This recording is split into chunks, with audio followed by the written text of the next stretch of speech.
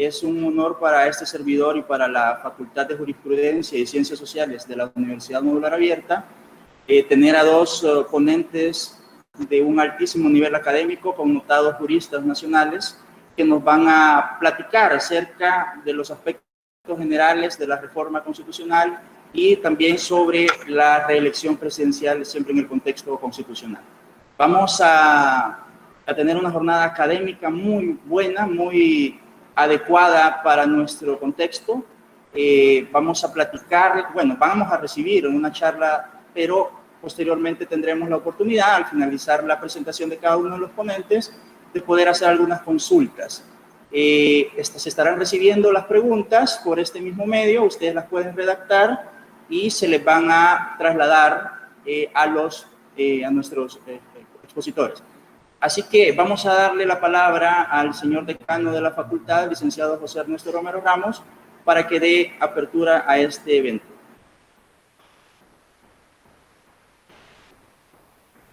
Buenos días a todos, bienvenidos a los estudiantes y demás académicos, docentes que se encuentran en esta hora pendientes de esta actividad. Es una actividad denominada Análisis de las Reformas Constitucionales. Tenemos a dos ponentes con mucha trayectoria en esta área, especialistas, el maestro Juan Antonio Durán Ramírez, ¿verdad? Quien va a hacer, su tema es aspectos generales de las reformas constitucionales. Posteriormente participa el maestro Efraín Arévalo con el tema reforma constitucional y reelección presidencial. A los estudiantes estar atentos, ¿verdad? Sé que algunos docentes les han pedido que participen y que puedan estar muy atentos, ¿verdad?, para el desarrollo de esta actividad. Decirles que esta es una actividad meramente académica, ¿verdad? No se van a tocar temas políticos, ¿verdad?, así como tales, aunque creemos que la política está en todo, ¿verdad?, y están incluidos los temas académicos, así es de que esperamos que estén muy atentos y puedan sacar el mejor provecho de esta actividad. Bienvenidos.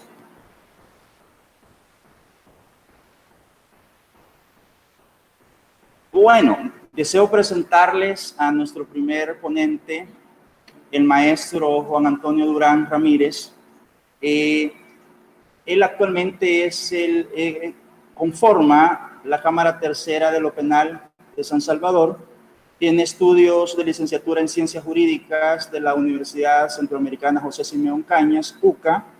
Es también graduado en una maestría en argumentación en administración, de justicia penal de la Universidad Nacional de Costa Rica, en la cual también tiene una especialidad siempre en administración de justicia penal.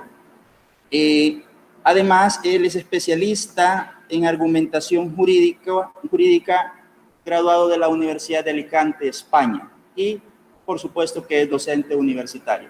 Le damos la bienvenida al maestro Juan Antonio Durán Ramírez.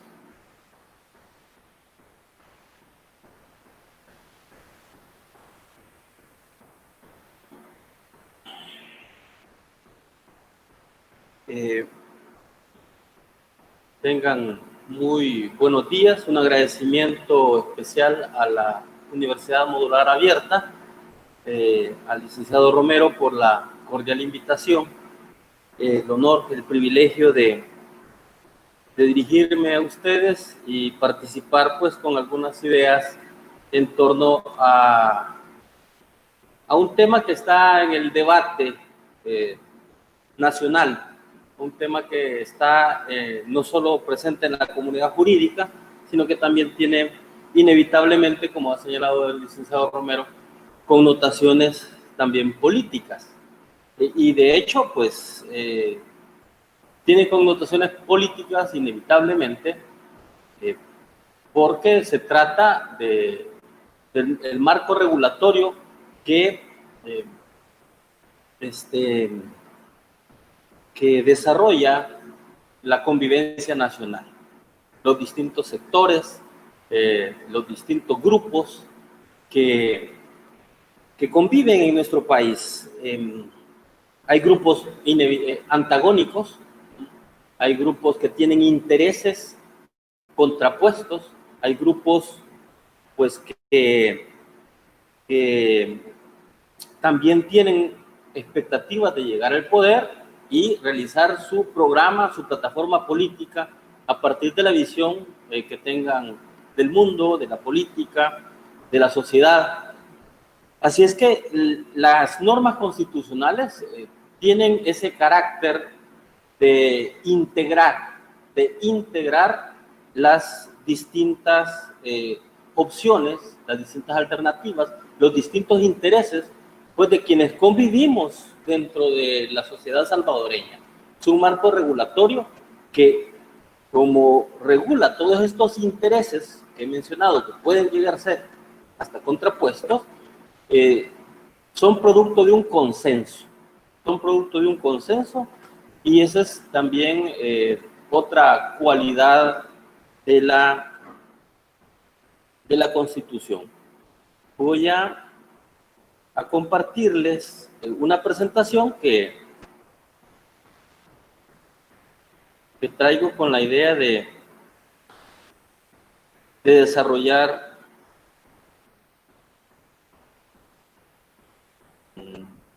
aquí está. Con la idea de desarrollarles pues esta ponencia.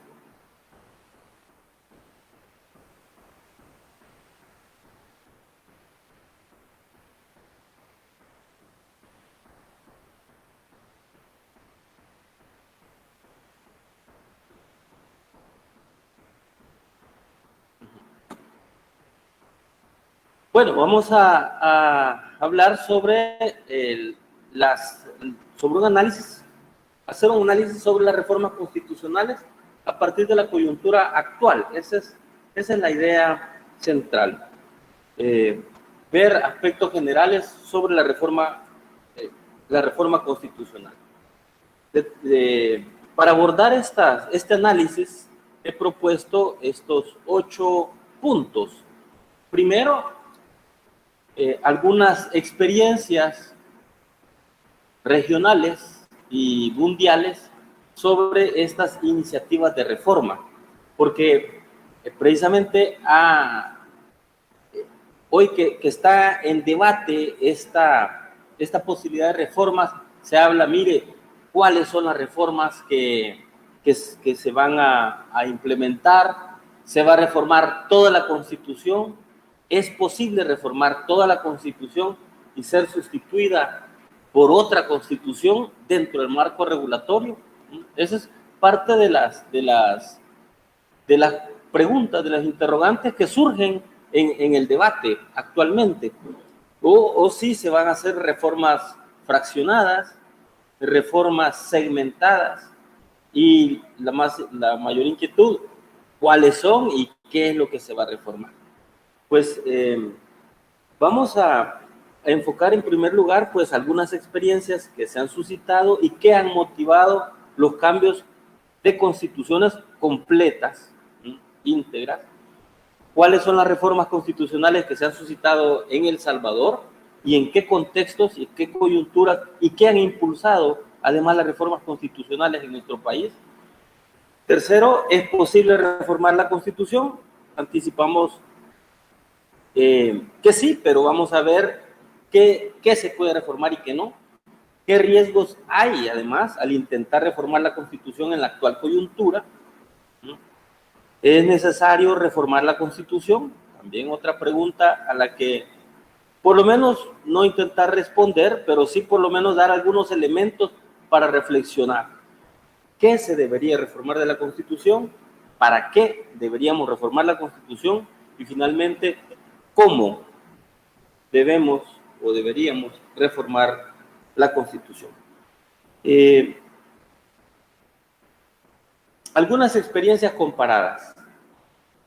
Para no irnos hasta el contexto de nuestra Constitución del 83, a nivel también latinoamericano, la reforma que se dio a la Constitución de Brasil de 1988, luego de 21 años de dictadura militar y de gobiernos de facto que llegaron hasta el año 1985, se convocó a una asamblea constituyente que dio respuesta a esta inquietud. Una nueva asamblea constituyente pero el contexto en que se da es una serie de gobiernos de facto que habían vuelto prácticamente ineficaz la Constitución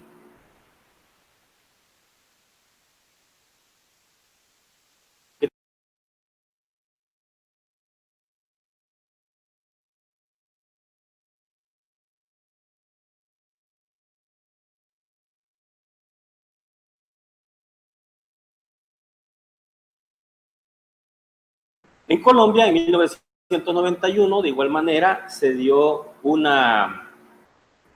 da una nueva constitución.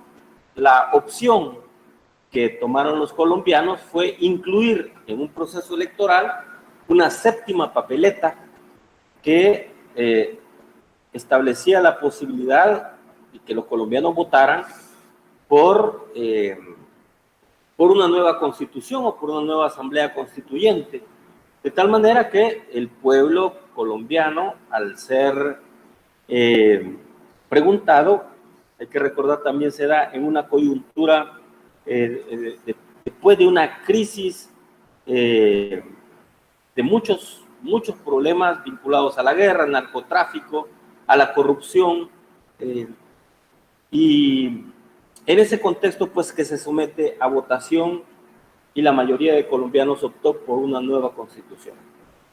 En el año 94 en Argentina, aquí fue un aspecto curioso porque esto se le llama el Pacto de los Olivos entre Raúl Alfonsín y Carlos Menem. Es una reunión secreta en la que no se sabe qué aspectos se negociaron, pero fue producto de estos dos políticos y de estos dos partidos políticos, el Partido Justicialista y el otro partido, no me recuerdo exactamente el nombre, pero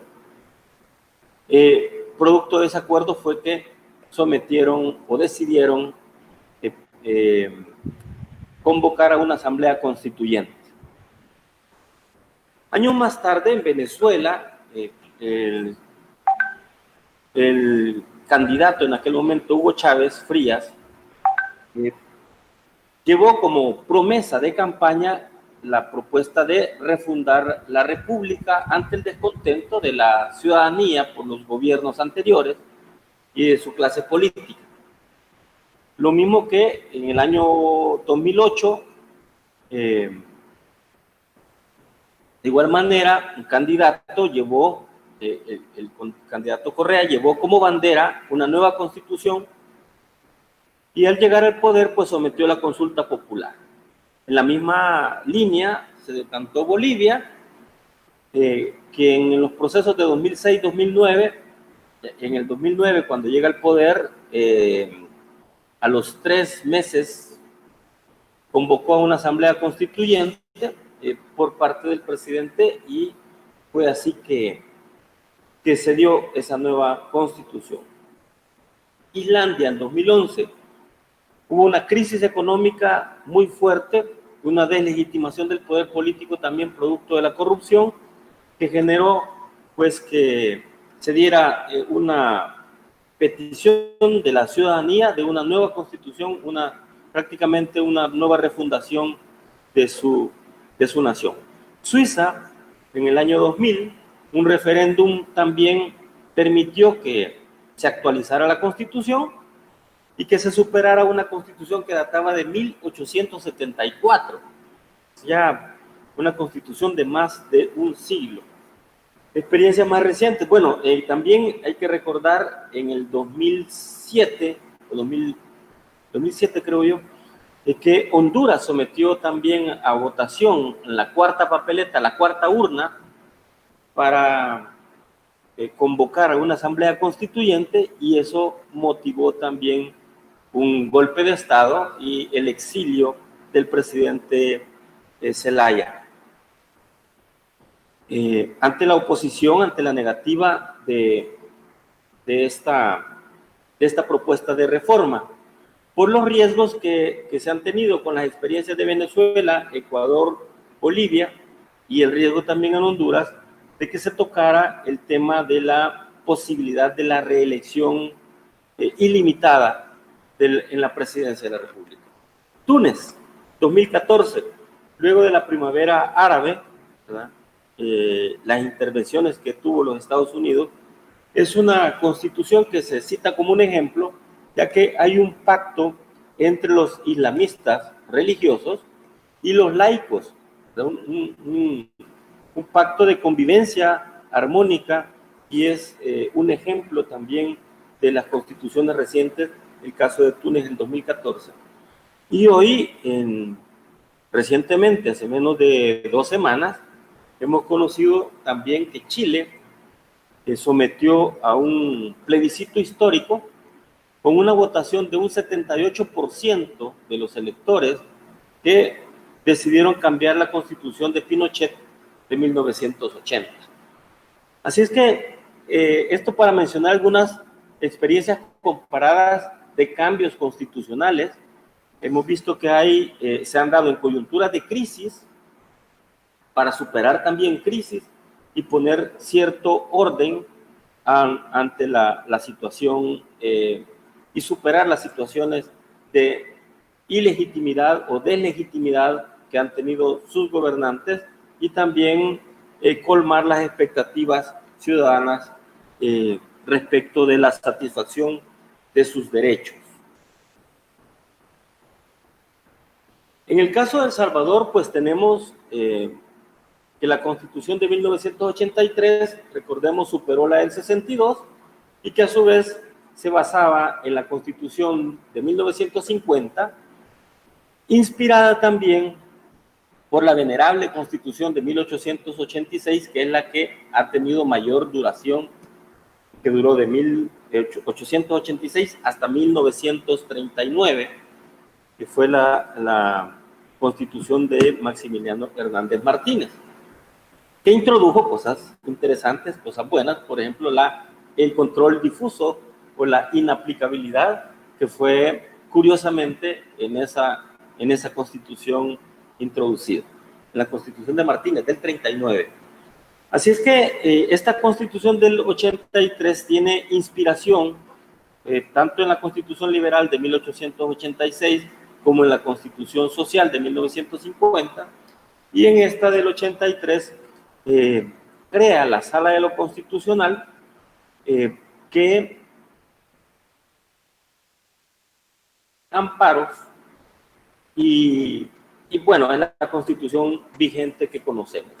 Pero una característica de esta Constitución del 83 es que se da en el contexto de la guerra, en una Constitución además para la guerra, porque curiosamente uno de los artículos que fue reformado con los acuerdos de paz, con las negociaciones de los acuerdos de paz, fue precisamente el tema de los superpoderes que tenía el ejército.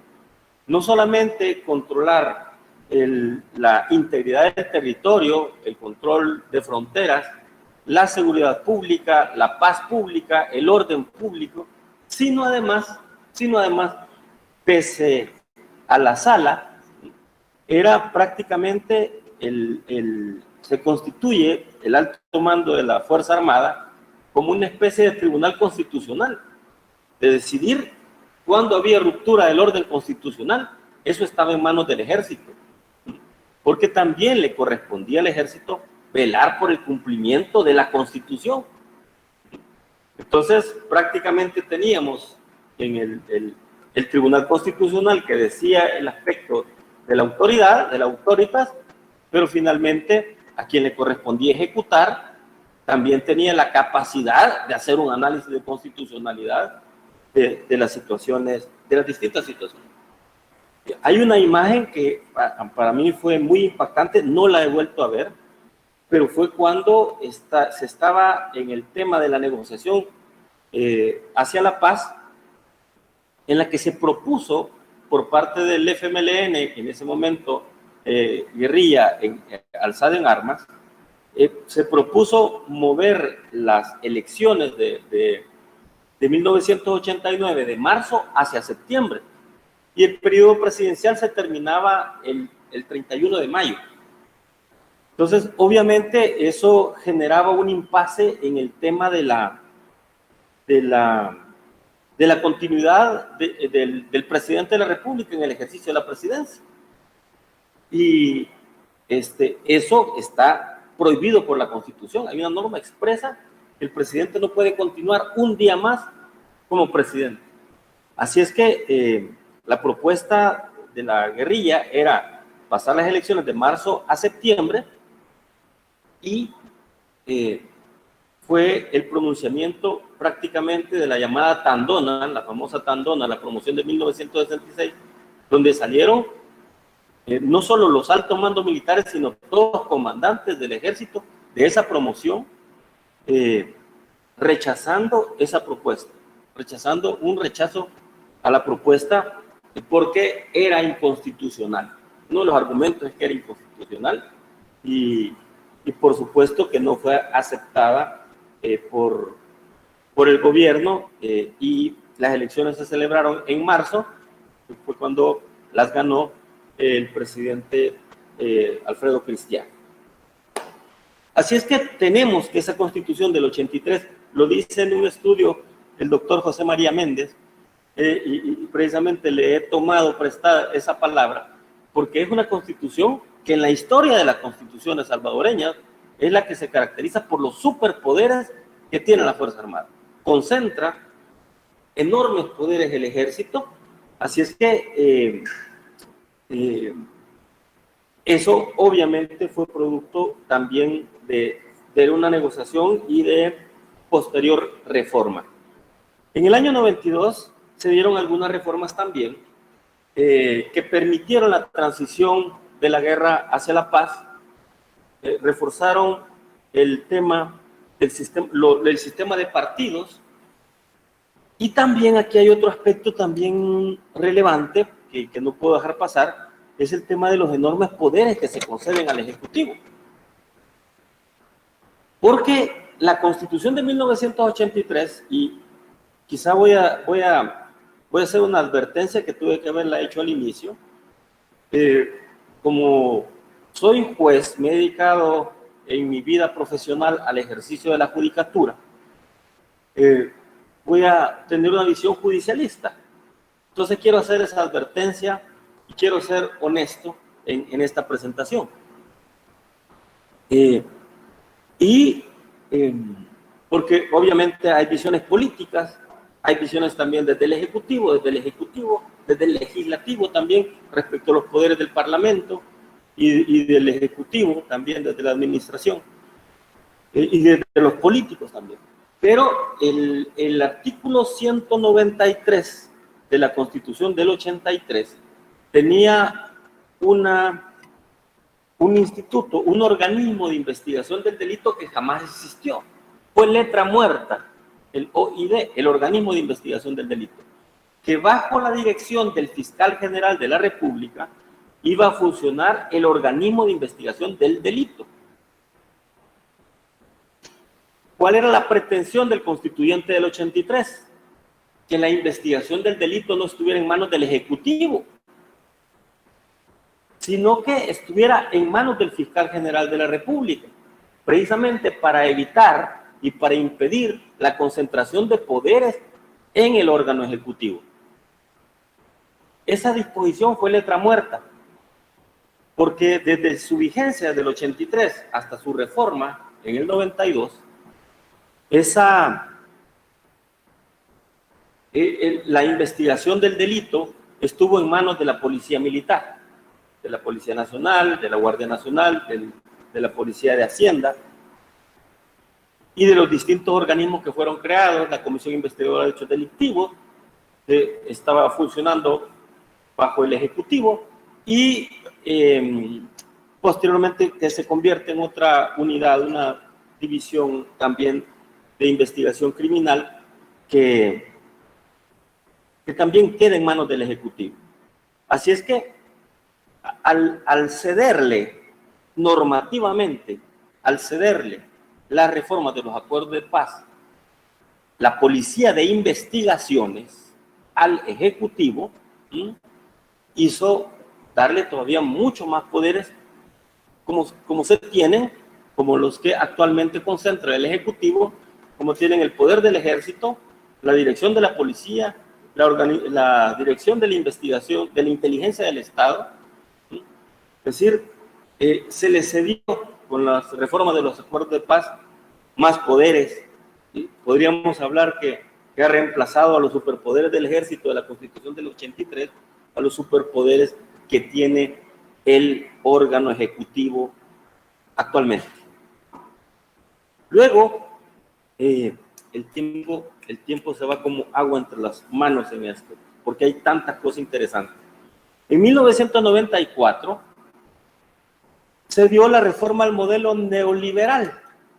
Ya estamos en la época del presidente Cristiani y se da solo tocaron un articulito de la Constitución, el 110 de la Constitución. El 110 de la Constitución establecía que los correos iban a ser manejados por el Estado y todos los servicios públicos iban a ser prestados por el Estado y subsidiariamente, cuando el Estado no los pudiera cumplir, se les iban a otorgar a los particulares, se les iban a conceder a los particulares. Pues bastó tocar un artículo el 110 de la Constitución para que la situación se invirtiera. Todos los servicios públicos tienen que ser prestados por los particulares y cuando no pueda, el Estado va a intervenir. O sea, se alteró el orden de la subsidiariedad que era de los particulares en la edición del 83 a la subsidiariedad estatal y por lo tanto los procesos de privatización empezaron y se vendieron las empresas paraestatales, se deshicieron, el Estado se deshizo de sus activos y pues es lo que tenemos. Renunció a su soberanía, parte de la soberanía, a cambio de los intereses del mercado, de las fuerzas de las empresas multinacionales.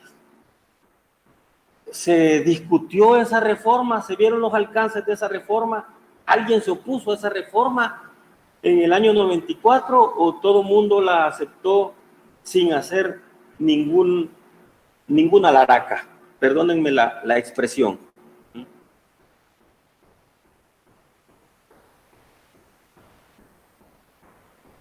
En 1996 se dieron también algunas reformas sobre la dignidad del detenido, la restricción al arresto de 15 días a 5 días, un arresto administrativo que casi no se ponía. Era una norma también poco utilizada, el arresto administrativo, excepto por las alcaldías municipales, ¿verdad? Que ahí sí se aplicaba el tema del arresto. Y también migración. Hay unos habeas corpus interesantes de aquella coyuntura, porque migración a los extranjeros ilegalmente detenidos, estaban ilegalmente en el país, se les retenía, no solo por 15 días, hasta por un año, ¿verdad? Recuerdo casos en las Bartolinas de la Sacamil, o el caso de unos chinos también, que más o menos unos 20, 30 chinos que habían ingresado al país de manera ilegal y los tenían privados de libertad por mucho tiempo, una práctica. Entonces fue muy importante esta restricción de 15 días a los 5. Se agrega la expresión debido proceso por primera vez en nuestra Constitución y al ámbito del derecho administrativo sancionador. Y también hay reformas a la Policía Nacional Civil y sobre todo en el tema de materia de derechos humanos. En el 99 se da la reforma famosa del Nasciturus. En el 2000, una reforma del ingreso de residuos nucleares, de desechos tóxicos. Hay reformas también al proceso de formación de ley, con mayor intervención del presidente, con la referenda presidencial, entre otras. Y también una reforma muy importante en el ámbito de la justicia penal, el tema de la extradición de nacionales. En el 2003 se hicieron reformas al Consejo Superior de Salud Pública para regular el tema de las medicinas y de la profesión médica. Una iniciativa de ley que se da a los diputados del Parlamento Centroamericano y al Parlacén mismo.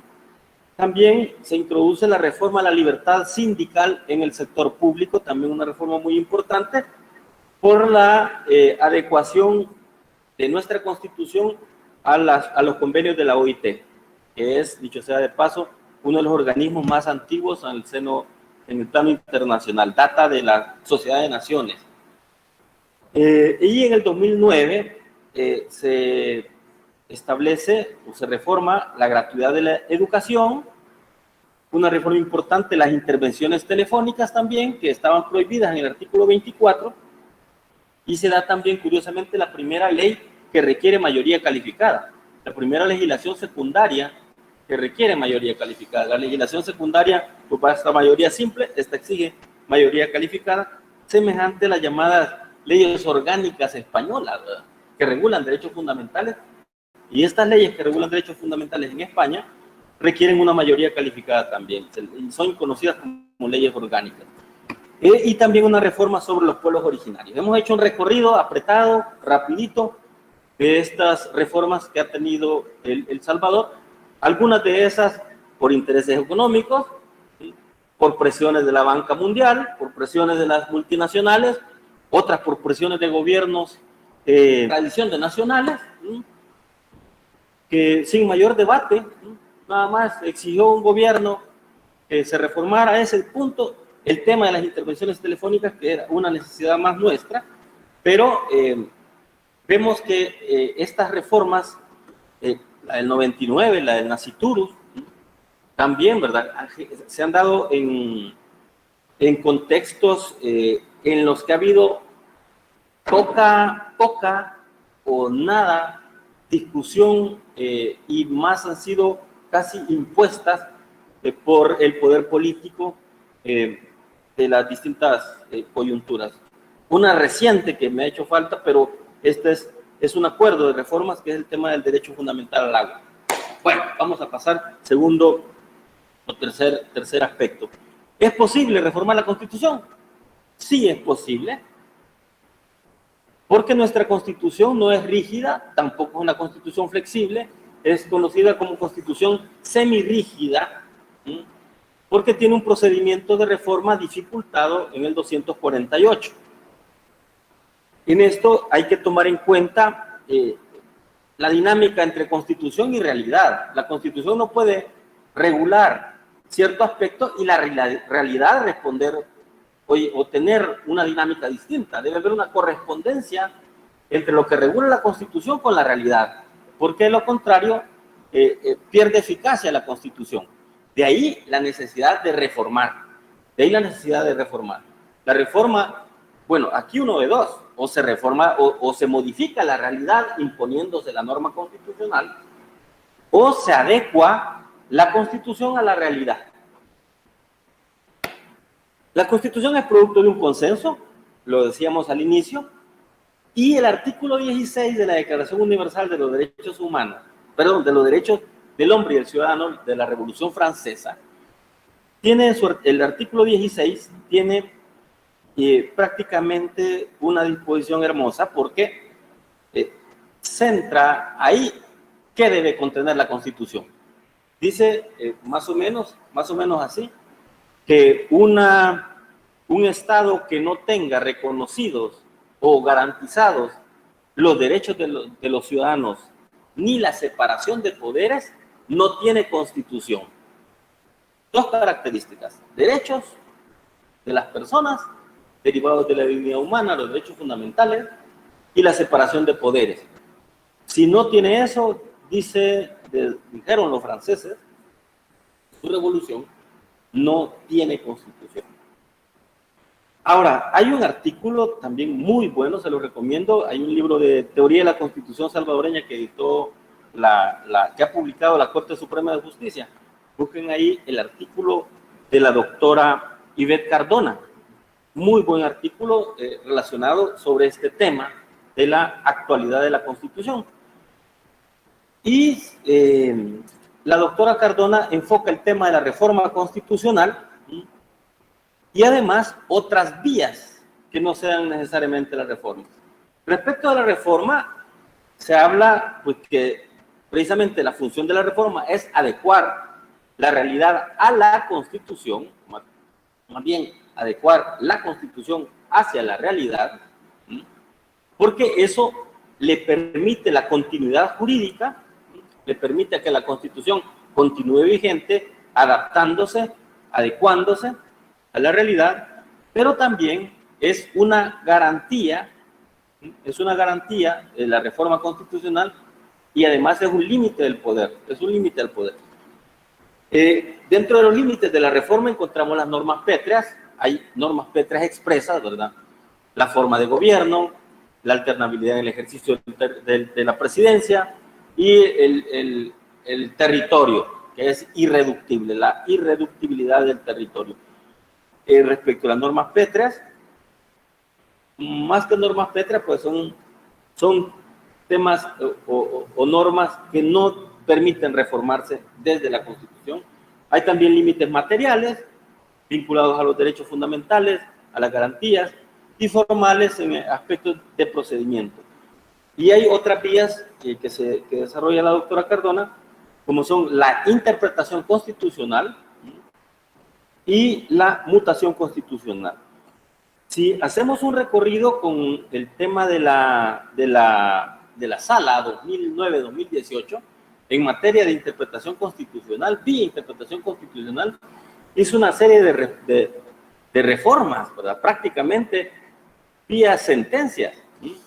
Todo el aspecto vinculado al régimen electoral, eso que tiene que ver con el sufragio, ¿verdad? Tanto activo como pasivo, y el tema de los partidos políticos y el concepto del único medio de participación ciudadana es a través de los partidos políticos, fue interpretado por la sala, contraponiendo o estableciendo el dilema, bueno, ¿qué interesa más? El derecho de los partidos a proponer los candidatos que él quiere en listas cerradas y bloqueadas, o el derecho del ciudadano a elegir al funcionario que quiere libremente sin que le imponga el partido una lista cerrada por quien votar. Entonces, en ese dilema, la sala se decanta por potenciar los derechos del ciudadano frente al derecho de los partidos, y hemos tenido una prolija jurisprudencia en esa materia. Y también otro aspecto relativo al tema de la mutación constitucional. El tiempo es nuestro enemigo. En esto, sobre mutación constitucional, lo remito mejor al artículo de la doctora, porque el tiempo se nos hace corto. ¿Qué riesgos hay al intentar reformar la Constitución? Hay que distinguir riesgos y temores. Una cosa es el riesgo, la posibilidad real, objetiva, de que suceda un evento perjudicial, el riesgo, y otro es el temor que puede existir. Ese temor puede ser fundado, puede ser infundado también. Y es más, puede también ser un temor creado, ¿verdad? Creado por quienes quieren que el status quo se mantenga y es no tocar la comodidad en la que estamos. Ahora, el temor pues es fundado, ¿verdad? Es fundado porque hay algunos comportamientos opuestos a la separación de poderes, al respeto de la separación de poderes y a la independencia judicial, que han motivado pronunciamientos no solo de la Sala de lo Constitucional, de gremios, de abogados, sino también a nivel de jueces, sino a nivel internacional. Recientemente, esta semana, el relator de Naciones Unidas sobre independencia judicial ha hecho un pronunciamiento fuerte también sobre la manipulación arbitraria, el riesgo de manipulación arbitraria de los procesos desde el poder político, manipulando estos procesos como formas de persecución política. Y ese es el riesgo al no tener separada la policía de investigación del Ejecutivo. Si el Ejecutivo dirige la policía de investigación, va a hacer persecuciones arbitrarias y va también a generar impunidad. No va a perseguir cierta criminalidad que se está produciendo y que tiene interés en proteger. Y lo hemos visto desde la Constitución del 83, una serie de comportamientos del Ejecutivo, ¿sí?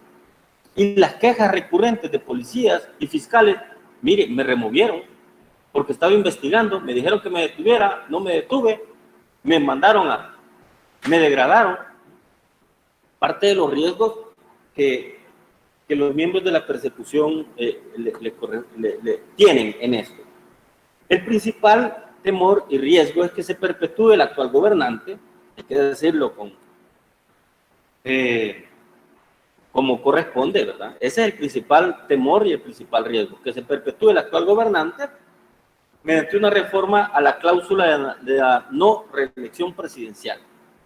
Ahora, hay actualmente una comisión propuesta por él, se ha dicho que ese va a ser un tema que no se va a traer. El riesgo está en que esta situación se salga de control y que se reforme la Constitución. El riesgo de reforma a la Constitución. Como las experiencias que se han tenido en Venezuela, Bolivia, que hemos mencionado, pero también esto ha sido posible vía interpretación constitucional en algunos países de la región. Las salas de lo constitucional o la sala constitucional, por ejemplo, de Costa Rica, permitió la reelección de un expresidente, que es Oscar Arias. Frente a la prohibición, la sala interpretó, no, la prohibición es que de manera sucesiva, no que después de esto y años y varios periodos presidenciales después se puede a postular, y si la gente lo quiere otra vez. Entonces eso lo interpretó la sala frente a la cláusula constitucional que prohíbe la reelección. Y Honduras lo acaba de hacer también con el presidente José Orlando Hernández. Decisión de Corte Suprema de Justicia, que es la que conoce en pleno, que es la que conoce de los procesos constitucionales allá. Entonces, la reelección ha sido posible también vía jurisprudencia o vía reforma constitucional. El riesgo está y el riesgo, la posibilidad está. Pero, ¿qué ocurre en nuestro país? Ese riesgo no es posible que se materialice, primero por los tiempos. El tiempo de presentación del proyecto de reforma, según se ha presentado, es después de la elección 21-24, la aprobación sería del periodo 24-27 y la necesidad de reforma de la ratificación del 27 al 30. En esta pues ya no estaría el actual presidente, que llega del 2019 al 2024, y según criterio de la sala también en la inconstitucionalidad 56-2015. Pero además, el control por medio de inconstitucionalidad del acuerdo de reformas constitucionales, tenemos ya precedentes. Cuando se aprueba un acuerdo constitucional, este puede controlarse, como ha ocurrido en los casos 7-2012, 33-2015, 56-2015, es decir, la posibilidad real y efectiva que se materialice ese riesgo, ¿verdad? No hay, primero por los tiempos y segundo por los precedentes constitucionales. ¿Es necesario reformar la Constitución? Hay que estudiarlo, hay que estudiar la Constitución. Ahora, el punto es cuál es el escenario ideal para reformar la Constitución. Ahora, ¿qué reformar?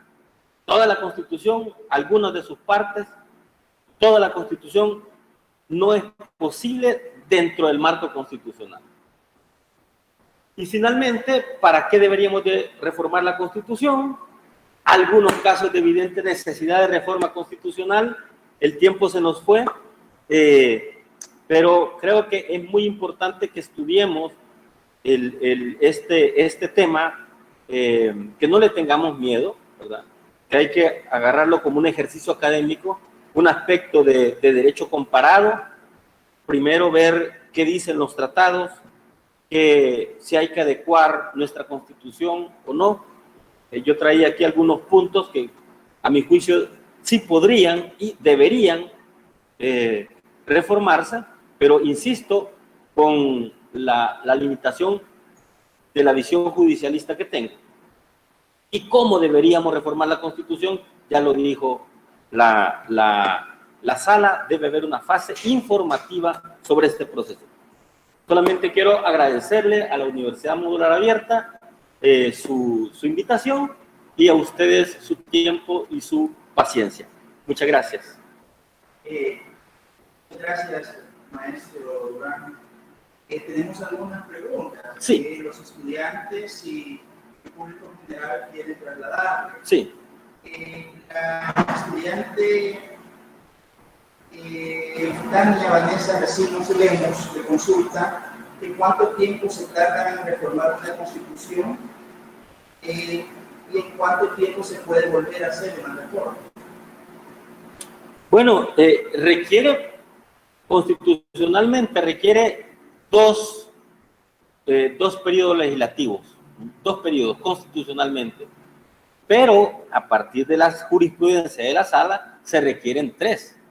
Uno, donde se haga la propuesta y la fase informativa previa. La otra, donde los diputados, digamos, digan, o los candidatos a diputados digan, yo voy a apoyar esa propuesta o yo no la voy a apoyar, para que el pueblo tenga la posibilidad de elegir a qué diputados apoyan esa reforma y que no sobre la base de los que están ya en sus curules, sino sobre la base de los que van a llegar al curul. Entonces, requeriría prácticamente de 3 periodos vía esa interpretación. 9 años, digamos. Gracias. La estudiante Ingrid Rodríguez le consulta que a qué se refirió con el tema de la reforma constitucional de 1999 con el Nacitur. Esta reforma es la que se dio al artículo 2, inciso 3, se incorporó el inciso 3 del artículo 2, en el que se establece que el no nacido o el que está por nacer se le reconoce la calidad de persona. Es persona el que está por nacer también. Esa es la reforma. Y esto ha tenido también ciertas consecuencias, tiene ciertas consecuencias también respecto del respeto de la vida del no nacido en temas esenciales como el aborto. Se discute también la penalidad. Don Efraín Arévalo me hizo un ticamán la otra vez en una actividad donde si es persona humana ya no hay aborto, porque todo sería homicidio. En esa interpretación, ¿verdad? En esa interpretación. Okay. Bueno, estoy de acuerdo. Bueno, finalmente, por cuestión de tiempo y de antemano agradeciendo el apoyo que le da a esta facultad y a esta universidad, le quiere preguntar a Manuel Enrique Soto Hueso. Expresa él, se dice que la Constitución se apega a la realidad como se sabe, las realidades cambiantes. Entonces, ¿existe cierto tiempo que debe de pasar una vez ha habido una reforma constitucional para realizar otra reforma? Hay algunas constituciones que establecen que esta constitución se va a revisar dentro de 25 años. Hay algunas constituciones que pactan periodos, ya anticipan periodos de adecuación o de adaptación, pero creo que este es un ejercicio permanente que debe hacerse de manera permanente, al menos, por lo menos desde la academia, ¿verdad? Hacer ejercicios de derecho comparado de la parte dogmática y la parte orgánica. Muchas gracias, maestro. ¿Cómo estamos por cerrar su participación? No sé si sí, quizá lo último nada más, quizás aprovechando la oportunidad que se me da, es en este tema, ¿verdad? Para mí, si hay algunas cuestiones que habría que reformar. Eliminar la pena de muerte, y eso le quita caché a la Constitución. Eliminar la pena de muerte para los delitos militares. Aparecemos en las estadísticas como uno de los pocos países que continúan con la pena de muerte. O sea, nos quita caché. Segundo, reducir el plazo de la detención administrativa de 72 horas. Si Nicaragua, Costa Rica, Panamá lo tienen en 24, Guatemala en 6, Honduras 48, somos el país que tiene un periodo de detención administrativa, es decir, del preso, del detenido, en manos de la policía, sin control judicial, por un periodo tan largo de 72 horas. Para mí también debería de reformarse que la policía de investigaciones pase del órgano ejecutivo al fiscal general de la República. Que los titulares del Ministerio Público dejen de ser nombrados por la Asamblea Legislativa y sean nombrados por la Corte Suprema de Justicia. Fiscal General de la República, Procurador General de la República, Procurador de Derechos Humanos. Debería reformarse. Ya vimos con la experiencia, estos cargos son negociados políticamente y en lugar de atender a criterios técnicos, se atiende a criterios políticos. Además, ampliar la jurisdicción a las competencias administrativas no jurisdiccionales. México tiene la jurisdicción electoral impresionante, muy buena, muy confiable, muy legítima, en vez de que sean los políticos que estén de magistrados, sean jueces electorales. La Corte de Cuentas de la República, Costa Rica también tiene un área jurisdiccional propio para los juicios de cuentas y también respecto a la Dirección General de Impuestos Internos, que tiene su tribunal de apelaciones, también a mi juicio debería eso irse también al plano jurisdiccional y no netamente administrativo. Creo que para terminar esa intervención, creo que esos puntos podrían, a mi juicio, insisto, con la advertencia que es una visión bastante judicialista, pero es importante también el control y la independencia y separación de poderes en estas actividades. Así que con esto concluyo. Muchas gracias. Gracias.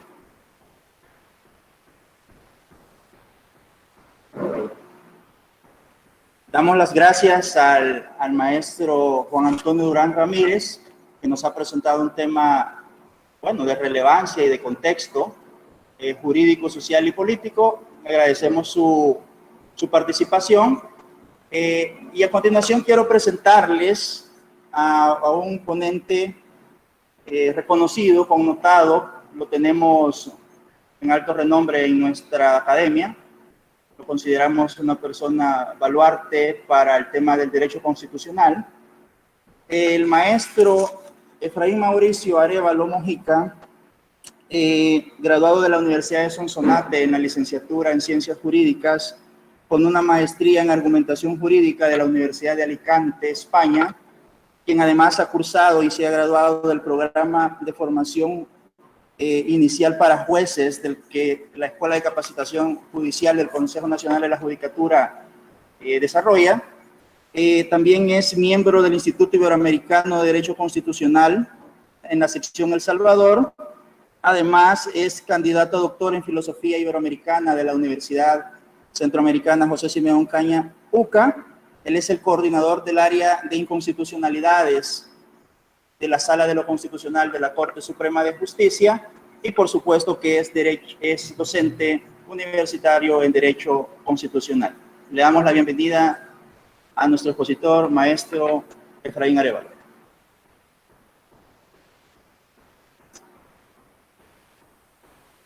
Bien, buenos días. En primer término quisiera agradecer a la Universidad Modular Abierta por la invitación que me ha hecho para venir a conversar de estos temas sobre reformas constitucionales que a mí en particular me parecen muy interesantes y seductores. Voy a hacer acá unos ajustes para transmitir.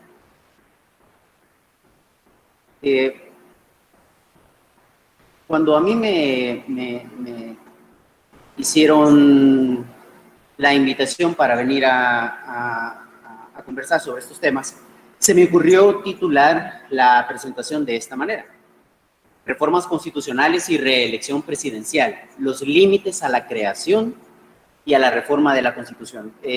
Me parece interesante porque yo ya llevo algún tiempo haciendo investigación sobre este punto. Y hoy por hoy, pues es un tema bastante coyuntural, todo el mundo está hablando de reformas a la Constitución. Entonces, yo, digamos, en la presentación no me voy a centrar un poco más, no me voy a centrar en temas de carácter histórico, sino en propuestas que están relacionadas con el control constitucional, tanto del acto de creación constitucional como del acto de reforma constitucional, la idea de los cambios constitucionales. Quiero hacer un par de, digamos, declaraciones inicialmente. Lo primero es que dentro de mi intervención no debería interpretarse como que soy de la opinión que tiene que crearse una nueva constitución, que tiene que cambiarse la constitución completa que actualmente tenemos, sino que lo que voy a hacer es plantear un escenario en donde eventualmente, si llegase a presentarse, entonces, ¿qué podríamos hacer frente a este evento? Pues bien, hecha esa primera aclaración, quisiera hacer una segunda aclaración que tiene que ver con que yo estoy partiendo del ideal regulativo de que en la Sala de lo Constitucional, que es el tribunal que ejerce el control de constitucionalidad aquí en El Salvador, allí en ese tribunal no se puede elegir a cualquier persona, sino que debe ser el ideal regulativo. Lo que plantea es que como magistrados de la Sala de lo Constitucional se debería elegir a aquellas personas que estén dispuestas a dejarse la piel en defensa de la Constitución. De ese ideal regulativo estoy partiendo. No estoy partiendo de que en la Sala de lo Constitucional hay una extensión de los políticos que está ejerciendo un control de constitucionalidad en temas tan relevantes como el de la modificación del texto de la Constitución. Pues aquí voy a, digamos, la agenda para la exposición, espero desarrollar en el tiempo que se me ha dado, es un poco recordar una cuestión elemental del constitucionalismo latinoamericano. Una segunda cuestión introductoria es el relativo a las estrategias legítimas para proteger la Constitución salvadoreña del constitucionalismo abusivo, es lo que David Landau ha denominado el constitucionalismo abusivo o el abuso del constitucionalismo. Estas estrategias que yo planteo están relacionadas primero con lo que llamaré la doctrina de las cláusulas pétreas y en particular del carácter intangible del proceso de reforma constitucional. Tiene que ver con la creación constitucional, el tema del procedimiento para crear una constitución y si la autoridad que crea la constitución tiene límites. Y por último, el tema relativo al control de constitucionalidad sobre el acto de creación de la constitución y sobre el acto del cambio constitucional formal, es decir, de la reforma o del cambio del texto de la constitución. Veamos esta cuestión del constitucionalismo latinoamericano.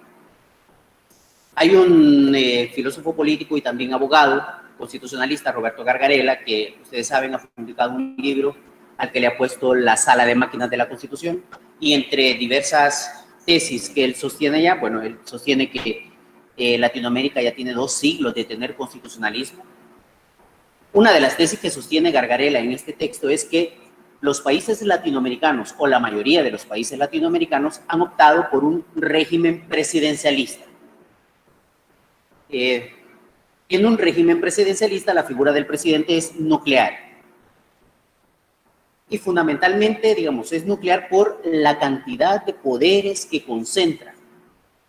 Naturalmente que en la Constitución salvadoreña, que se ha decantado por establecer un régimen presidencialista, digamos que no de la misma manera, por ejemplo, en que lo ha establecido Norteamérica, que podemos decir que es el país en donde el régimen presidencial es el régimen por antonomasia, ¿no? Es el régimen que posee como el mayor grado de pureza en régimen presidencial. Cuando uno le echa un vistazo al informe que redactó la comisión redactora del proyecto de Constitución de 1983, cuando le echa un vistazo a la Constitución y cuando le echa un vistazo a la jurisprudencia constitucional, uno se entera que los rasgos que caracterizan a nuestro régimen presidencialista son los siguientes, fundamentalmente los siguientes. Bueno, el presidente es elegido popularmente y para un plazo definido, ¿verdad? Tenemos un presidente que, a diferencia de sistemas parlamentarios típicamente, digamos, como el de Europa, en El Salvador elegimos a un presidente popularmente para un determinado plazo. El presidente de la República es el jefe de Estado y el jefe de gobierno.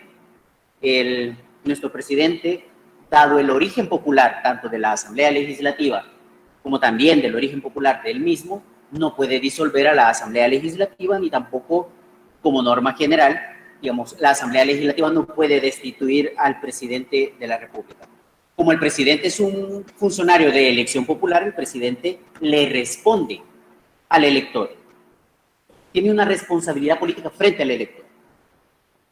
También en El Salvador el presidente de la República tiene un poder de veto, que ustedes saben que en El Salvador, según los artículos 137 y 138 de la Constitución, el presidente de la República puede vetar un proyecto de ley por razones de inconveniencia o por razones de inconstitucionalidad, y este último supuesto es el que eventualmente puede dar origen a un proceso de controversia constitucional cuya resolución corresponde a la Sala de lo Constitucional.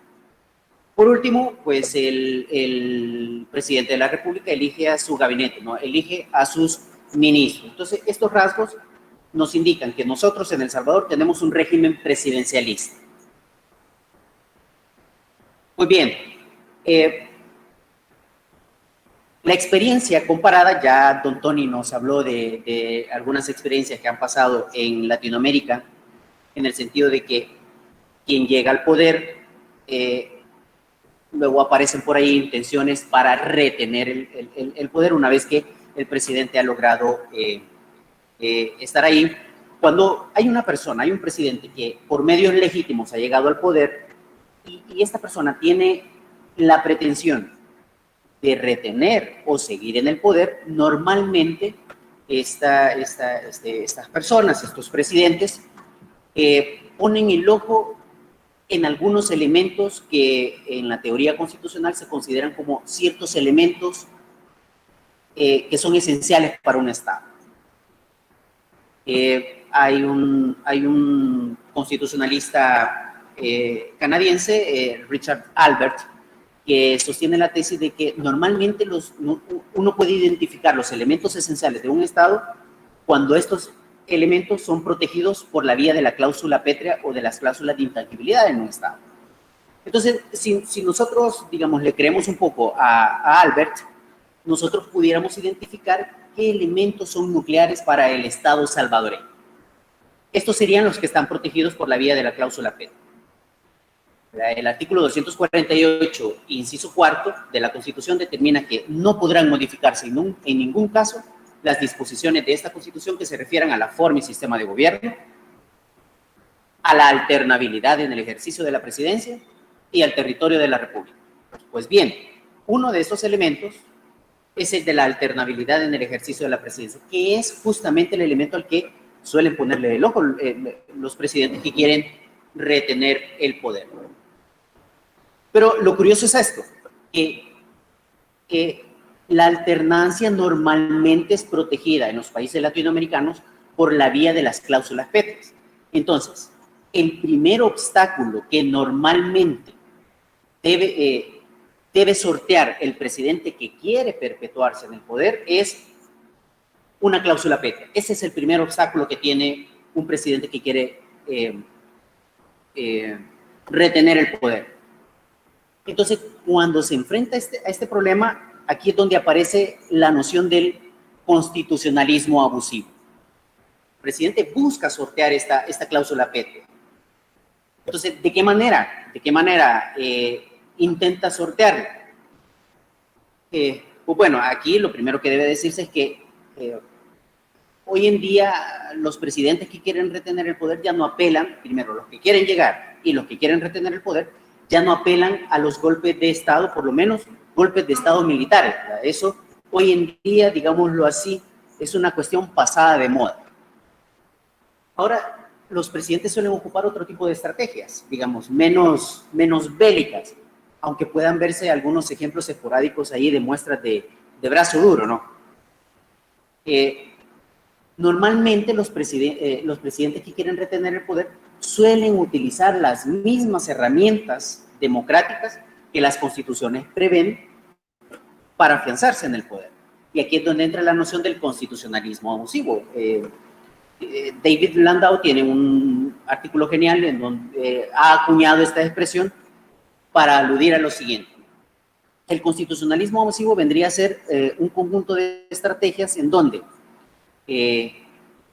los presidentes de turno o los populistas suelen utilizar las mismas herramientas democráticas para convertir a un Estado democrático en uno menos democrático. Se utiliza una herramienta prevista en la Constitución no con el propósito para el que fue creado, sino para sacarle provecho a su propósito ruin de retener el poder.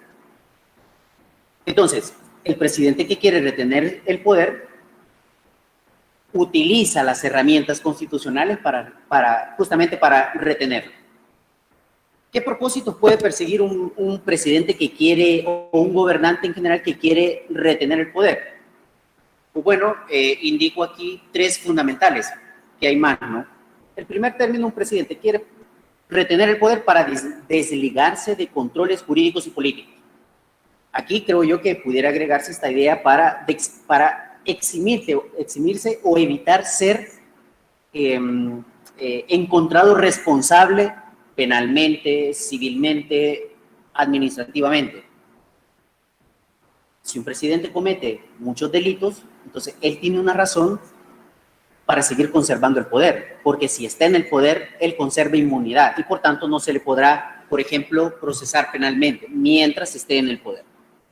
Tenemos un segundo propósito que suelen perseguir los gobernantes que quieren retener el poder, es el de concentrar o acumular competencias que fundamentalmente le corresponden a otros órganos estatales. En momentos en que los países se enfrentan a emergencias constitucionales como las que hemos tenido en todo el planeta hoy recientemente, hemos conocido por el derecho comparado, ¿no?, que han habido presidentes que se han excedido en el uso de sus poderes normativos, en donde por la vía de decretos ejecutivos, digamos, se han usurpado competencias que le corresponden a los parlamentos, a las asambleas legislativas.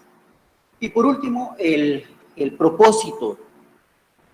uno de los propósitos que suele perseguir un presidente que quiere retener el poder es el de fomentar cambios constitucionales, ya sean al texto de la Constitución o al significado del texto de la Constitución. Y aquí es donde aparece la idea de la pretensión de reformas constitucionales. Recordemos que todo presidente que quiere desconocer, aquí se puso una especie de paradoja, porque todo presidente que quiere desconocer una constitución incurre en la paradoja de cambiar esa constitución para establecer luego una nueva constitución con su propósito de legitimar su aspiración de retención del poder.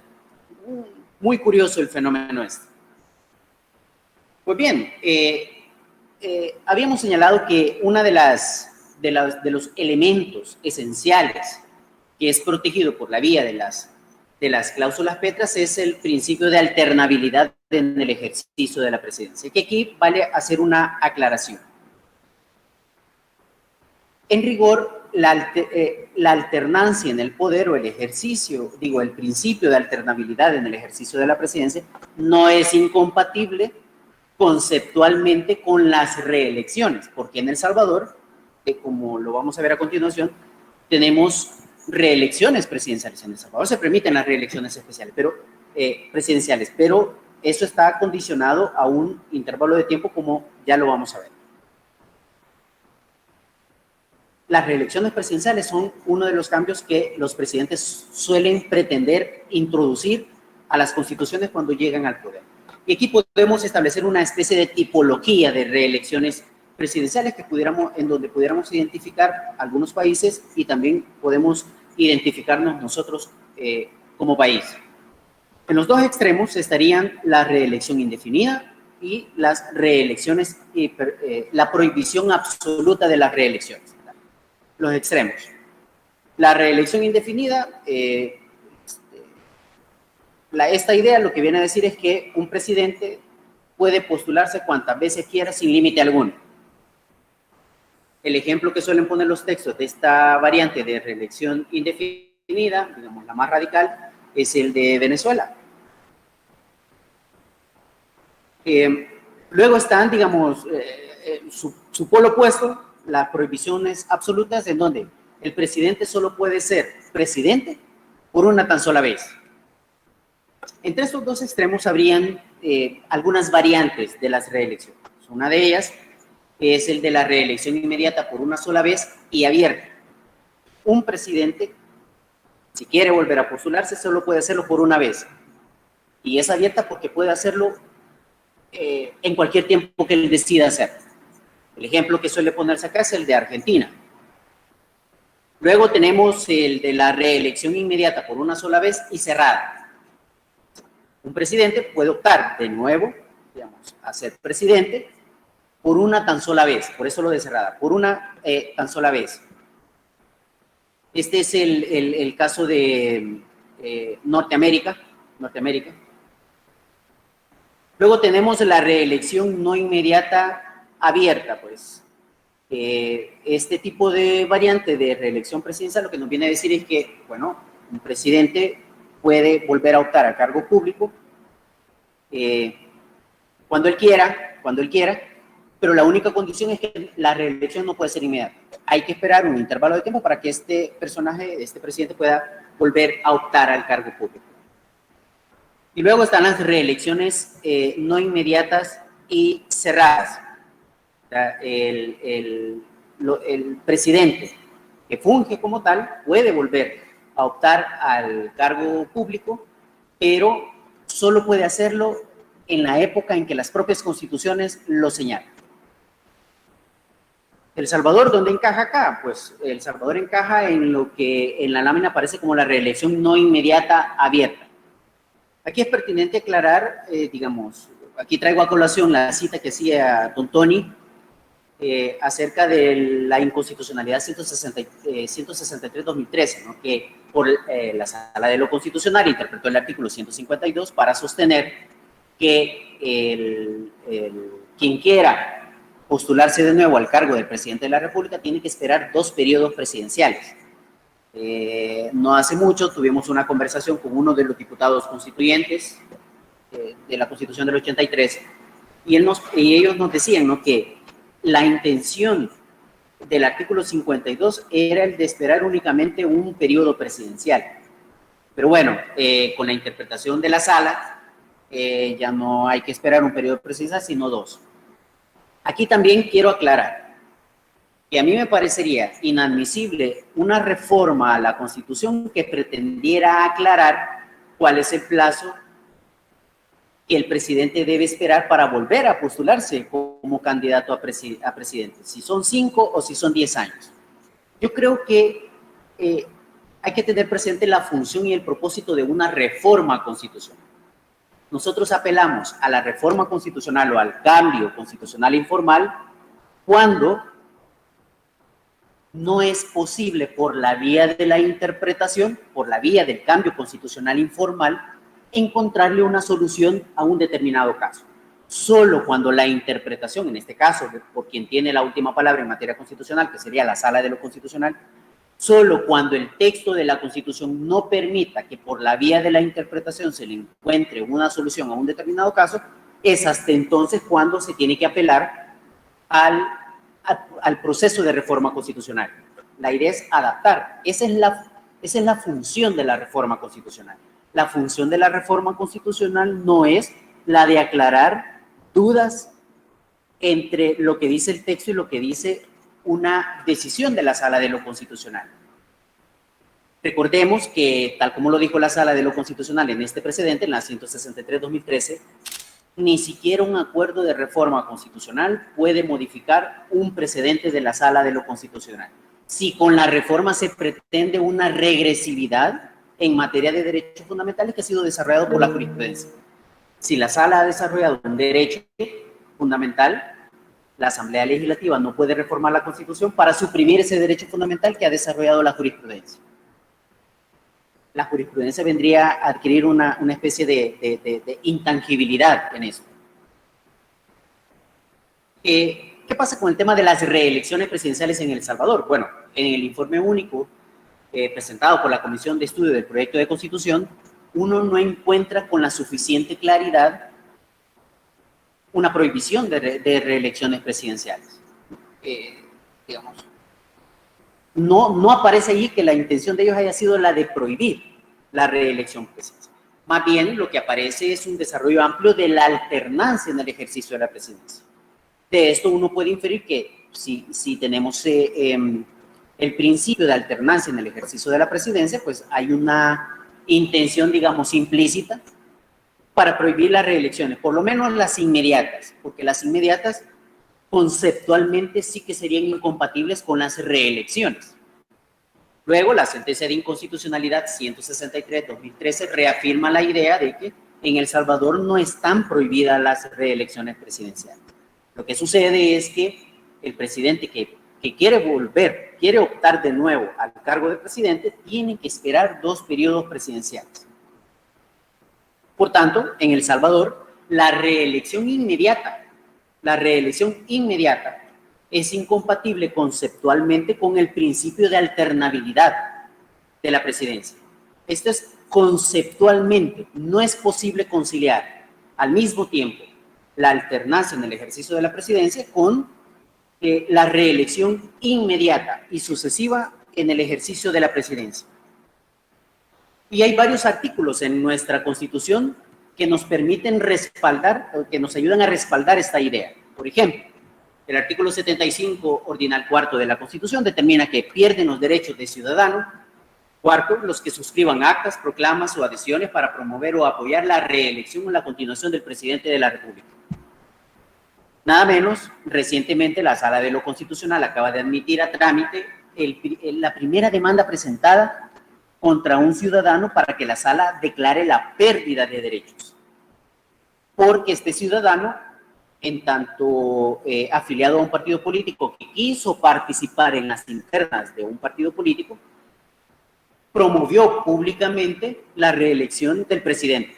Entonces, apareció un ciudadano y dice, mire, este señor está promoviendo la reelección presidencial y según el artículo 75 ordinal cuarto, es un supuesto de pérdida de derechos. Por tanto, yo le pido a Sala de lo Constitucional que declare la pérdida de derechos de este señor. La relevancia de este tipo de pronunciamientos es que si eventualmente, dadas las pruebas, la Sala declarase la pérdida de derechos, esto querría decir, uno tendría que ver en qué términos va a decidir la Sala, pero uno podría ver, a partir de lo que dice la Constitución, que la Sala eventualmente podría, tras la pérdida, prohibirle la votación a una persona y además prohibirle postularse a cargos de elección popular, porque esa es la consecuencia de la pérdida de un derecho, ¿no?, de carácter político. Luego está el artículo 88 de la Constitución, que dice que la alternabilidad en el ejercicio de la presidencia de la República es indispensable para el mantenimiento de la forma de gobierno y sistema político establecidos. La violación, dice, de esta norma obliga a la insurrección. Aquí tenemos una disposición constitucional que nos aclara una duda que anda por ahí. El derecho a la insurrección lo ejerce el pueblo contra el Ejecutivo. No es a la inversa. De hecho, el Ejecutivo tiene la obligación, lo acaba de decir la Sala en la Inconstitucionalidad 6/2020 acumulada, de hecho, es obligación del Estado el de disolver cualquier tipo de aglomeración ilícita destinada, digamos, a promover reelecciones presidenciales.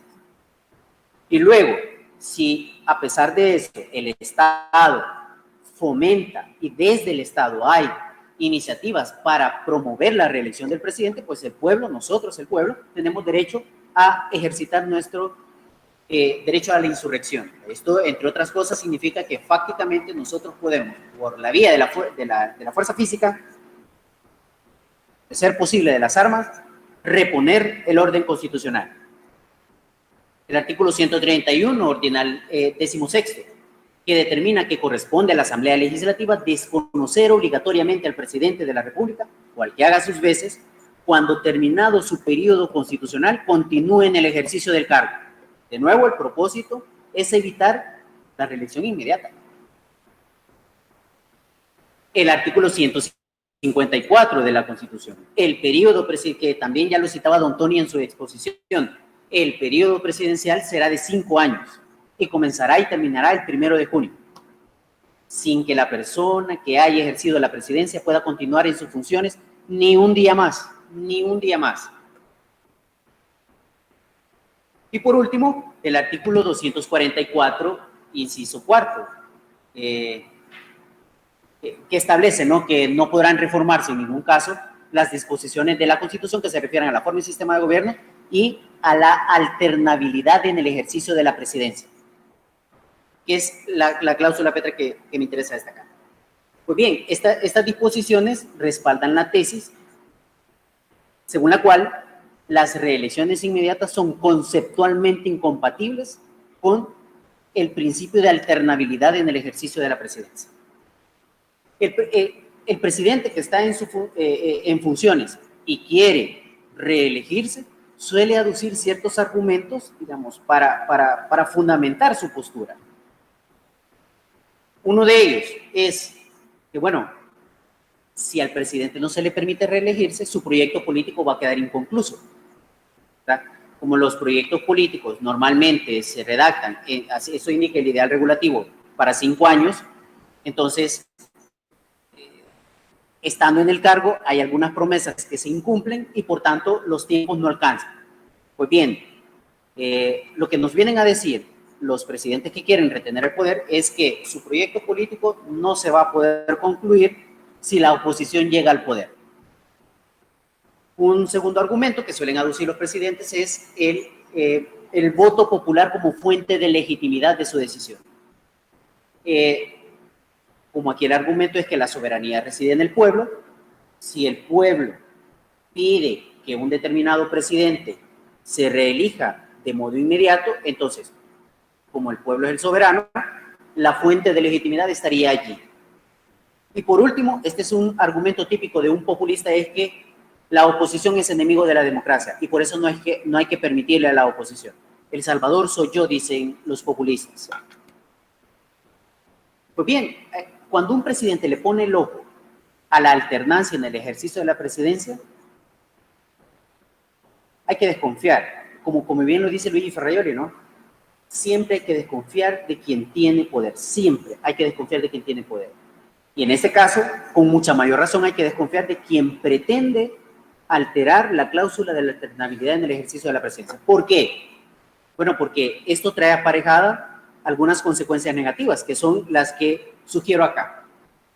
Cambiar la alternabilidad en el ejercicio de la presidencia, lo primero que va a afectar es lo que usualmente hemos conocido como la separación de poderes. ¿Por qué? Porque la posibilidad de reelección inmediata le atribuye al presidente de la República un poder tal de injerencia desproporcionada en las competencias que ejercen los otros órganos de Estado. Aquí basta recordar que, pongo un tan solo, digamos, ejemplo de esto, es que en El Salvador el presidente de la República es el comandante general de las Fuerzas Armadas. Él tiene a su disposición a las fuerzas militares. Entonces, con el uso de la fuerza militar, el presidente de la República perfectamente puede, digamos, incidir injustificadamente en el quehacer de un órgano fundamental de Estado. Esto mismo la Sala de lo Constitucional lo acaba de reconocer en la sentencia de inconstitucionalidad 6/2020 recientemente emitida. Además, las reelecciones continuas, inmediatas, eximen al presidente de la República de cumplir con su programa político, porque el presidente no tiene razones para finalizar ese programa. El presidente que quiere, más bien que logra reelegirse de modo inmediato, puede llevar el cumplimiento de su programa político a sus tiempos. Entonces las promesas de campaña se volverían nulatorias. Y una cuestión clave acá es que si permitimos las reelecciones inmediatas, entonces habría una violación al principio de sujeción de los órganos estatales al derecho. ¿Cómo funcionaría esta afectación? Bueno, normalmente cuando se introducen cambios en la Constitución para permitir una reelección inmediata, lo que se hace es cambiar las reglas del juego durante la marcha del juego. Normalmente, cuando los presidentes logran modificar las constituciones, digamos, si admitiéramos hipotéticamente que esto fuera viable, solo hipotéticamente, si esto fuera viable, estas reformas no le tendrían que ser aplicables al presidente que está de turno, sino a los nuevos presidentes, digamos, a los nuevos candidatos que se postulen a la presidencia. Recuérdese que cuando un presidente llega al poder, participa de acuerdo con unas reglas vigentes. Entonces, cuando él se postula, acepta las reglas del juego. Pero cuando ya está en el poder y las cambia, entonces, lo que normalmente sucede es que ese cambio de reglas le resulta inaplicable a la persona que está como presidente de turno. Y un ejemplo que está en nuestra legislación acerca de que no se deberían cambiar las reglas del juego durante su marcha son las reformas electorales. Hay una regla en el Código Electoral que dice que no se pueden emitir reformas electorales un año antes de las elecciones legislativas. También se afecta la prohibición de normas singulares. ¿Por qué? Bueno, recordemos, ¿no? ¿De qué van las normas singulares? Pues bueno, es aquel tipo de normas jurídicas que, pese a tener una redacción en términos generales, en la práctica solo le terminan siendo aplicables a una o dos personas. Pongo un ejemplo icónico acá. Supóngase que la Asamblea Legislativa emite una ley que dice: aquellas personas que tengan 175 hectáreas de terreno deberán pagar tanto de impuestos. Y resulta que en El Salvador solo una persona tiene 175 hectáreas. Esa es una norma singular que, pese a estar redactada en términos generales, solo le va a ser aplicable a una persona. Naturalmente que las reelecciones inmediatas afectan propiamente la alternabilidad. ¿Por qué? Porque no habría una rotación real en el poder. Y no la habría porque el presidente le tiene muchas ventajas respecto de los otros participantes en el proceso electoral. Recuerden que el presidente de la República tiene acceso a medios de comunicación, tiene acceso a recursos, tiene acceso a las fuerzas militares, entre otros, ¿no? Entonces se produce al producirse una desventaja, pues se produce un problema de igualdad. Para cerrar, en 2 minutos solo voy a plantear estas estrategias. Una vez que hemos visto la problemática que con la alternabilidad en el ejercicio de la presidencia, pues bueno, ¿qué se puede hacer para proteger la Constitución de estos problemas que se pueden presentar? Pues yo aquí había ofrecido, porque por cuestiones de tiempo no lo voy a desarrollar, pero solo lo voy a enunciar. Yo aquí a mí se me ocurren que pueden haber 3 tipos de estrategias para hacerle frente a esta idea del constitucionalismo abusivo. La primera es lo que creo yo que puede denominarse la doctrina de las cláusulas pétreas y en particular el carácter intangible del proceso de reforma constitucional. Como nosotros podemos distinguir 2 tipos de límites al proceso de reforma constitucional. Estarían los límites expresos y los límites implícitos. Dentro de los límites expresos estarían los límites formales, que tienen que ver con el proceso de reforma constitucional, y los límites materiales, que la Sala ha estipulado diciendo lo siguiente: por límites materiales vamos a entender las prohibiciones de modificación de las cláusulas pétreas. Esos serían los límites formales. Y luego estarían los límites implícitos, que según la 7/2012 parecería ser que los límites implícitos serían incompatibles con los límites expresos, porque la Sala reconduce la violación a las cláusulas pétreas al 248. Pero, sin embargo, a mí me parece que pudiéramos admitir la idea de los límites implícitos solo para el caso del 248. El 248 no se protege a sí mismo. Entonces, lo que hay que sostener y reformular es que el 248, por esto de las autorreferencias normativas, no se protege a sí mismo. Pero creo yo que sí deberíamos, pese a que no se protege a sí mismo, considerarlo como una cláusula pétrea. Les debo la argumentación porque el tiempo no nos da. También me parece que como segunda estrategia deberíamos reformular esta idea de la doctrina de las normas constitucionales e inconstitucionales. ¿Se puede declarar la inconstitucionalidad de una disposición de la Constitución? La jurisprudencia de la Sala ha dicho que no. Sin embargo, siendo caritativo con la postura de la Sala, a mí me parece que tendríamos que distinguir las disposiciones constitucionales que nunca han sido objeto de reforma constitucional y las disposiciones constitucionales que son producto de una reforma constitucional. La postura que yo sostengo es que el control de constitucionalidad se puede ejercer únicamente sobre aquellas disposiciones de la Constitución que son producto de una reforma constitucional. Porque, por ejemplo, se logró llevar a la Constitución una reforma de una cláusula pétrea. A lo mejor en la tanda de preguntas hay oportunidad para ampliar esto. Y por último, creo yo que tendría que barajarse esta idea de la doctrina del control de constitucionalidad sobre la Asamblea Constituyente cuando se desvía de su mandato de crear una constitución. Aquí fundamentalmente la tesis es, y con esto cierro, es que cuando un Estado decide crear una constitución por medios democráticos, es decir, al margen de golpes de Estado, nosotros elegimos a los diputados que van a integrar esa asamblea constituyente. Y esos diputados constituyentes son representantes de nosotros, el elector. Y por ser representantes políticos, le responden al elector. Y si un representante le responde al elector, eso quiere decir que hay límites. El segundo punto es que para poder, el acto de creación constitucional está sometido al principio de reserva de constitución. Esto quiere decir que solo una constitución puede prever un proceso para crear una nueva constitución. En el caso salvadoreño, como no tenemos previsto un proceso de creación de una nueva constitución, por lo menos la constitución de 1983, no lo tenemos previsto, por este viejo argumento de que las constituciones se emiten con una vocación de permanencia. Entonces, ¿qué es lo que tenemos que hacer? Reformar la Constitución para incorporar en el texto de la Constitución el proceso de reforma constitucional. Y el argumento es el siguiente. Si para reformar la Constitución, hoy por hoy tenemos un proceso bastante reflexivo porque intervienen dos legislaturas, una que emite el acuerdo de reforma y otra que emite el acuerdo de ratificación del acuerdo de reforma constitucional, entonces con mucha mayor razón el proceso de creación de una nueva constitución debe ser sometido a un proceso reflexivo.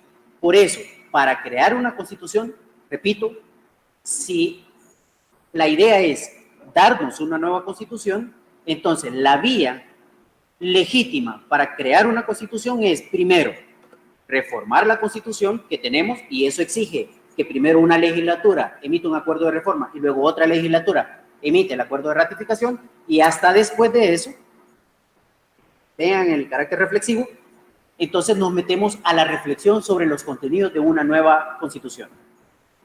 Por los tiempos lo dejo allá, ya me sacaron la tarjeta roja, entonces de momento lo dejo acá. Tal vez en las preguntas hay oportunidad para ampliar estas ideas.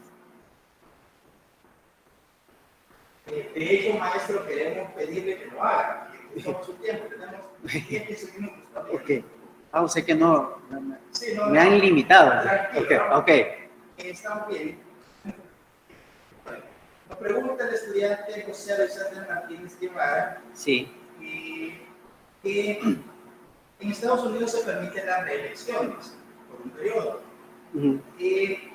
Porque se basa, según su análisis, sobre la base de que hay necesidad de hacer algunos proyectos que no se cumplen en 4 años, ¿verdad? En el caso de Salvador sería en 5. La pregunta es, y a su criterio, ¿por qué prohibirlo? ¿Por qué no permitir en El Salvador que existiese un segundo periodo, por lo menos? Bueno, lo que sucede es que así como está la Constitución que tenemos, no sería admisible. Si la pregunta en realidad está orientada a reformar la Constitución para permitir reelecciones presidenciales, yo aquí en este punto, digamos, para dar una respuesta un poco más sólida, yo sugiero la lectura de la sentencia de inconstitucionalidad 6/2020, en donde la Sala desarrolló la historia del constitucionalismo, primero latinoamericano y después la historia del constitucionalismo salvadoreño. La Sala comienza diciendo que la historia constitucional de Latinoamérica es tan antigua como el propio constitucionalismo. ¿Qué quiere decir esto? Cuando la Sala hace un recuento histórico de las constituciones de las 13 constituciones que hemos tenido en El Salvador como Estado independiente, y tras recordarnos los golpes de Estado que hemos tenido y que tras golpes de Estado se han emitido las constituciones, es decir, en El Salvador las constituciones se han solido emitir tras un golpe de Estado, ¿no? Entonces, lo que la Sala nos quiere hacer ver es cuáles son los problemas que se producirían aquí en el contexto salvadoreño de permitir las reelecciones inmediatas. Lo que sucede es que vamos a suponer que la Asamblea Legislativa pretende modificar estas disposiciones sobre la alternabilidad en el ejercicio de la presidencia. Así como están las cosas, eso no sería viable, ni siquiera apelando a la reforma del artículo 248. Lo que sucede es que voy a ver si lo tengo acá. Lo que sucede es que el 248 248, acá, ¿por qué eso no sería viable? Vean ustedes la estructura del argumento que está en la lámina. La tesis que yo estoy barajando es que el artículo 248, inciso cuarto, debe considerarse como una cláusula de intangibilidad implícita. ¿Por qué implícita? Porque el 248 no se protege a sí mismo. Entonces, cualquier líder populista podría decir, bueno, podemos reformar el 248 porque el 248 no se protege. Error. ¿Por qué esta opción interpretativa debería ser descartada?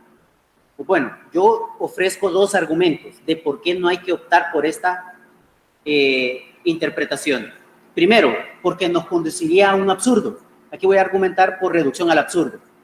Ustedes saben que el argumento por reducción al absurdo lo que nos viene a decir es que es un argumento de tipo consecuencialista. Lo que nos viene a decir es que hay que descartar una opción interpretativa porque las consecuencias que se van a producir son consecuencias peores que, digamos, el problema que se quiere solucionar. ¿En qué está la reducción al absurdo? Bueno, el 248 establece cuál es el proceso de reforma constitucional. Establece qué límites o cuáles son los pasos que la Asamblea Legislativa debe respetar.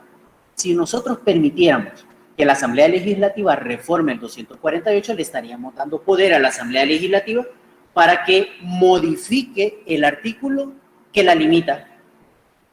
Es ahí la paradoja. Uno no puede modificar una disposición que le establece los límites. Ahí está el tema de la autorreferencia normativa. Entonces nos llevaría a un absurdo.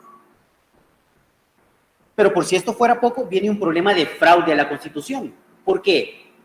Porque como regla general, y por tanto hay excepciones que pueden permitir el carácter derrotable de la regla general.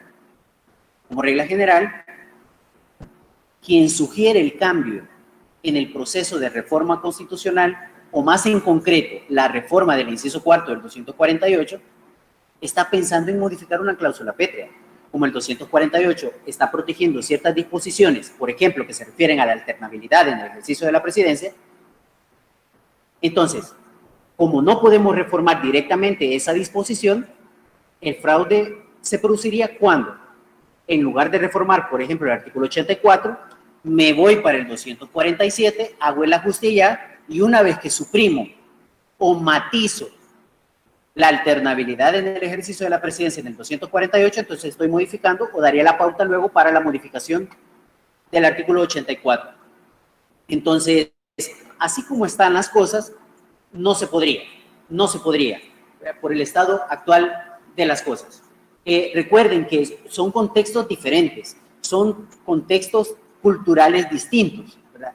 Latinoamérica, la cultura latinoamericana, caracterizada por golpes de Estado, es un contexto cultural diferente al de Norteamérica. Entonces, estaríamos incurriendo en una falsa analogía al comparar el contexto norteamericano con el contexto latinoamericano y en particular El Salvador. Perfecto, muchas gracias, maestro. Una última pregunta, esta la hace la doctora Giovanna Vega. Sí. Dice, ¿en qué tipo de reformas debería pensarse con miras a perfeccionar una democracia representativa que ejercemos real control del poder ciudadano? En algunos contextos, la Constitución y el derecho interno no guardan correspondencia con los marcos normativos internacionales modernos, que presentan mayor intervención popular, supresión de inmunidades, imprescriptibilidad de figuras que permitan un control más allá de los periodos de gobierno, entre otros. Un saludo a Giovanna. Yo creo que tendríamos que distinguir dos cosas en relación con esa pregunta. Una cosa es lo que nos indica la Constitución, digamos que sería el plano normativo, y otra cosa sería el plano fáctico, es decir, los actos de aplicación. Yo creo que el problema está en pensar que corrigiendo la Constitución, modificando la Constitución, vamos a tener corregida la situación de corrupción y poca transparencia que suelen tener las instituciones públicas. Yo creo que el problema del combate a la corrupción no está en estar modificando la Constitución, porque entonces esto nos llevaría a lo que los expertos en argumentación conocen como a una pendiente resbaladiza. ¿Por qué? Si tenemos poca transparencia, poco control en materia de los ciudadanos, no hay responsabilidad declarada para ciertos funcionarios que poseen inmunidades. Si eso no está funcionando, entonces, si la opción es modificar la Constitución, entonces la pendiente resbaladiza sería que cada vez que las cosas no funcionan en la práctica, entonces tenemos que estar reformando la Constitución por cada problema fáctico que se presenta. A ver, la distinción entre cláusulas pétreas y cláusulas constitucionales que no son pétreas ya indica que hay artículos de la Constitución que se pueden reformar en cualquier tiempo. Por ejemplo, los ejemplos que señalaba don Tony son ejemplos de disposiciones constitucionales que perfectamente se pueden reformar porque no son constitutivas de cláusulas pétreas. Eso yo creo que tendríamos que distinguir. El tema de si se reforma o no la Constitución por el tema de las inmunidades que tienen las constituciones para los altos cargos del gobierno. Bueno, pues ustedes saben que la reforma de la Constitución es una decisión política, es decir, los políticos son los que deciden cuándo es que se producen los actos de modificación de la Constitución. Luego viene la respuesta, digamos, jurídica de los órganos de control sobre el acto de reforma. Pero digamos que las inmunidades en el poder, bueno, no voy a recordar acá los argumentos que se han aducido para establecer protección o inmunidades a los cargos, no a los funcionarios, corre por cuenta de la decisión política, ¿verdad? Corre por cuenta de la decisión política. Yo creo que en la segunda parte de la pregunta, que se refiere a que la Constitución no cumple los estándares, no sé si entendí mal, pero era algo así como, la Constitución no cumple los estándares normativos previstos en normativa internacional moderna. Bueno, yo creo que aquí hay que distinguir.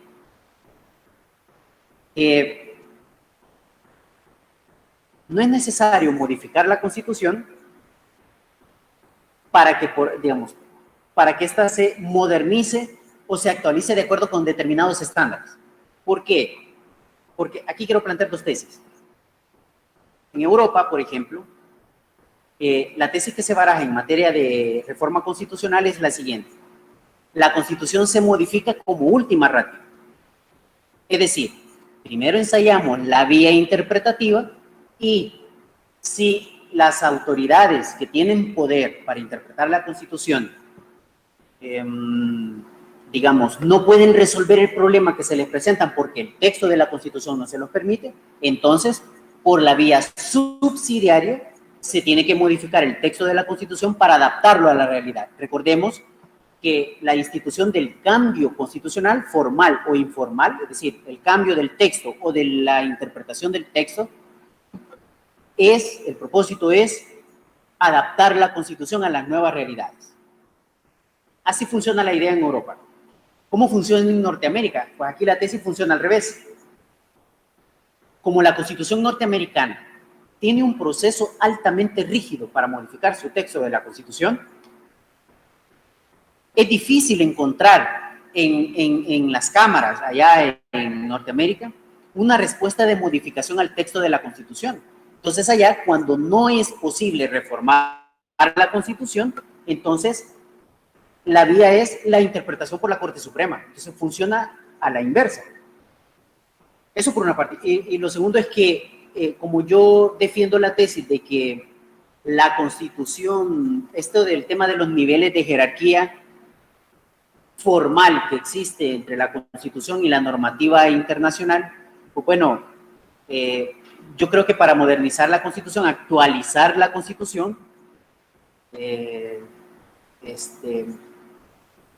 no es necesario, ¿verdad?, hacerla llegar hasta los estándares exigidos por normativa internacional.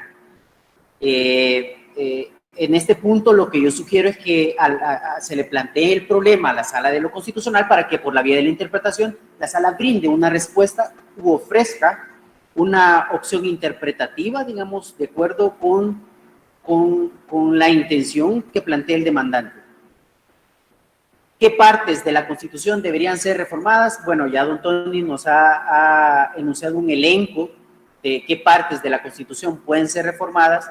Desde luego que el tema relativo, por ejemplo, a el reconocimiento, el del enriquecimiento ilícito, el tema de la prescripción, son temas que pueden ser modificados, se pueden suprimir, aunque aquí, ojo, como el enriquecimiento ilícito es un proceso de carácter patrimonial, si se suprime el plazo previsto allí en la Constitución, pues le resultarán aplicables las reglas relativas a los procesos patrimoniales de la legislación común. Entonces, ustedes no podrían, salvo que en la Constitución se diga que el enriquecimiento ilícito, perseguir el enriquecimiento ilícito sería perpetuo.